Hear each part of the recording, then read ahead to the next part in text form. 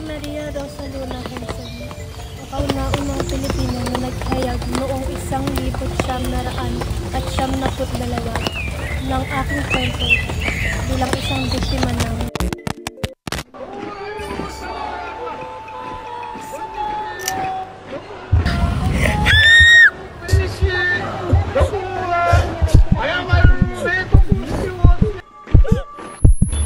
Ako ay parte sa madilim na kabanata na ito.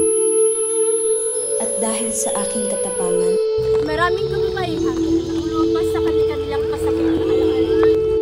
Ginamit ko ang wikang Filipino, wika ng puso at damdamin ng aking bayan, upang isalaysay ang katotohanan.